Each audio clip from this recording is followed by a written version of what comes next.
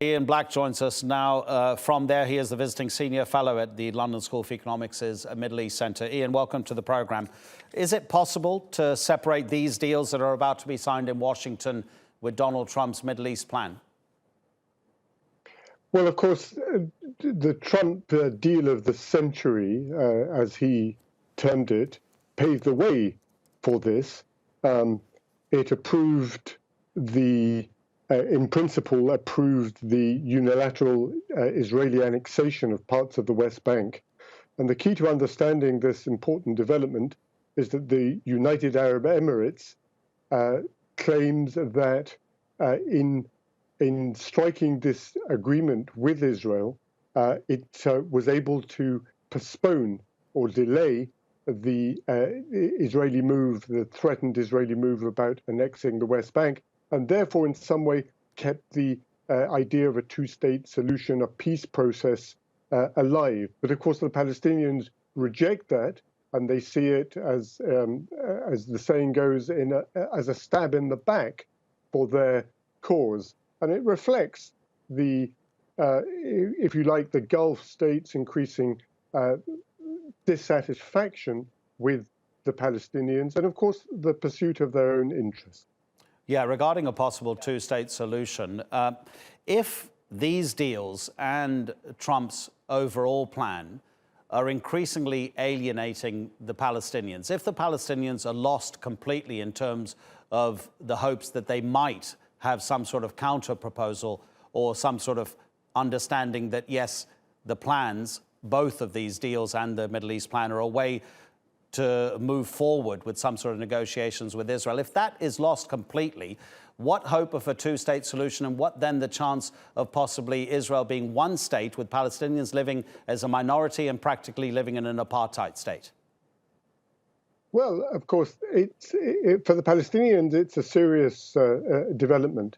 In their terms, this is providing Israel with a reward, but without any cost.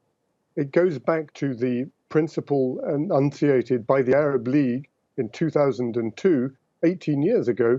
The normalization with Arab countries, with Arab states, could take place if Israel agreed to a viable and sovereign Palestinian state.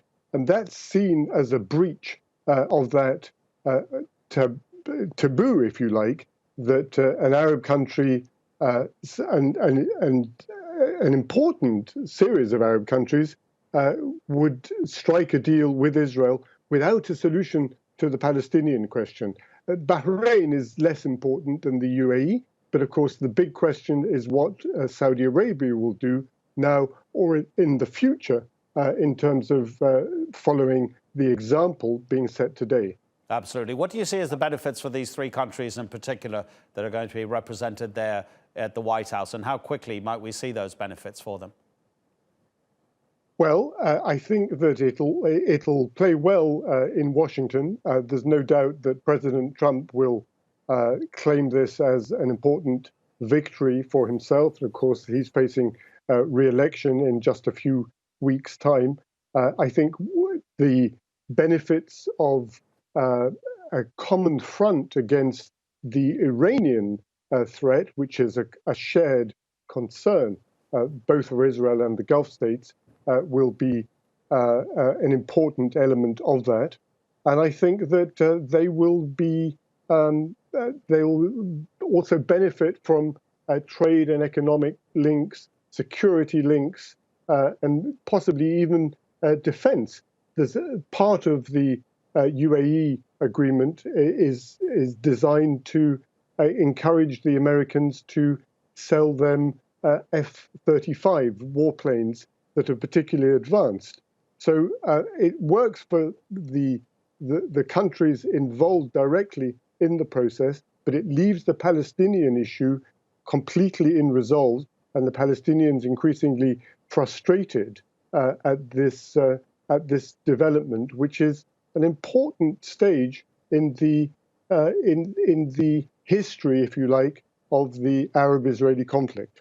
Ian, are you in some way surprised that it's actually taken so long for these kind of agreements to happen? I mean, obviously we had Jordan and Egypt, but then a few decades before the next deal was signed.